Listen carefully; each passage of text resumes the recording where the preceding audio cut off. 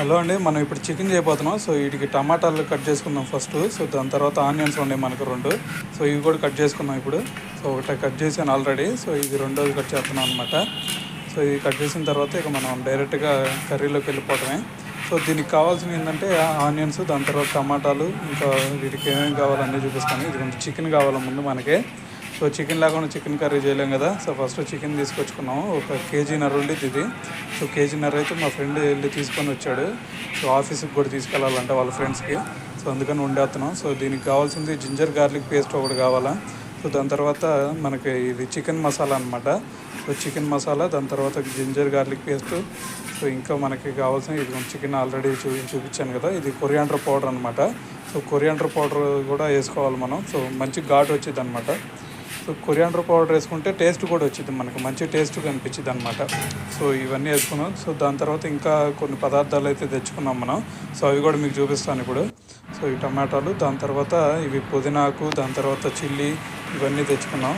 So ఇవైతే కరివేపాకు, మీ అందరూ తెలిసిందే కదా. సో ఇవన్నీ హెల్త్కి చాలా యూజ్ అండి. సో ఇదేమో పుదీనాకు అనమాట. సో ఇందాక చూపించింది కొరియాండర్, కొత్తిమీర అనమాట. సో దీని తర్వాత ఇది గరం మసాలా. సో ఇది ఆల్రెడీ మనం వేసేసాము. సో దీంట్లో ఆయిల్ వేసుకొని దాని తర్వాత మనం ఫస్ట్ ఈ ఆనియన్స్ ఉన్నాయి కదా, ఆనియన్స్ వేయించుకోవాలి. దాని తర్వాత టమాటాలు వేసాము. టమాటాలు వేసిన తర్వాత ఇక చికెన్ వేసాము అనమాట. సో చికెన్ వేసి ఇట్లా ఉడికించుకోవాలి ఫస్ట్. సో మధ్య మధ్యలో ఇట్లా కలబెట్టుకోవాలి. సో లేదంటే మాడిపోయింది అనమాట. సో మాడిపోయిందంటే మళ్ళీ టేస్ట్ మొత్తం వేరే అయిపోయింది. సో ఇందాక ఆల్రెడీ మీకు చెప్పాను కదా కొన్ని ఇంగ్రీడియంట్స్. సో వాటి వల్ల యూజెస్ కూడా, అవి టేస్ట్ ఇవ్వటం మాత్రమే కాదండి. సో ఇది జింజర్ గార్లిక్ పేస్ట్ ఉంది కదా. సో ఇది వేయటం వల్ల మనకి టేస్ట్ రావడంతో పాటుగా వీటి వల్ల యూజెస్ ఏంటంటే, బ్యాడ్ కొలెస్ట్రాల్ ఉంటే అవి బ్యాడ్ కొలెస్ట్రాల్ తగ్గిపోయింది అనమాట. సో దాని తర్వాత బీపీ కంట్రోల్లో ఉండేది. సో దాని తర్వాత రోగనిరోధక శక్తి కూడా పెరిగిద్ది అనమాట. సో ఇది చికెన్ మసాలా వేస్తున్నాం చూడండి. సో దీనివల్ల కూడా మనకి బీపీ కంట్రోల్లో ఉంటుంది. సో దాని తర్వాత మనకి కొలెస్ట్రాల్ లెవెల్స్ మంచిగా ఉంటాయి. దాని తర్వాత మనకి ఇమ్యూన్ సిస్టమ్ కూడా మంచిగా పెరిగిద్దండి. సో ఇది చాలామందికి తెలుసో తెలీదు. సో ఇమ్యూన్ సిస్టమ్ కూడా మంచిగా పనిచేసే ఛాన్స్ ఉంటుంది. సో దాని తర్వాత ఇమ్యూనిటీ పెరిగిద్ది అనమాట. సో ఇవన్నీ స్పైసెస్ వాడాలి మనం. సో మనం దీంట్లో టేస్ట్ కోసం మాత్రమే కాకుండా మనకి వీటి వల్ల యూజెస్ కూడా చాలా ఉంటాయి. సో అందుకే వీటికి కాస్ట్ కూడా ఎక్కువ.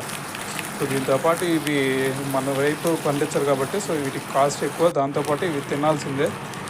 సో ఇది వేస్తున్నాం చూడండి, కొరియాండర్ పౌడర్ అనమాట ఇది.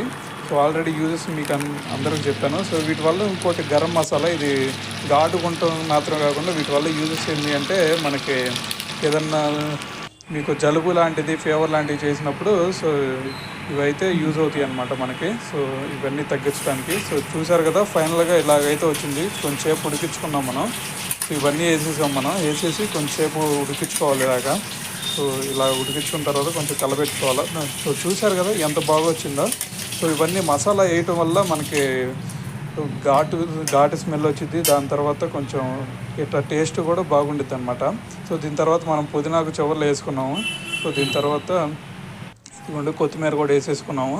సో ఇవి వేసుకొని తింటే ఉంటుంది నా సామిరంగా సూపరో డోపరో. ఇంకా మీరు ఇక నాకైతే నోరు ఆగట్లేదు, వేసేసుకొని తినేయటమేగా. అబ్బా అబ్బా అబ్బా, ఎంత మామూలుగా లేదు.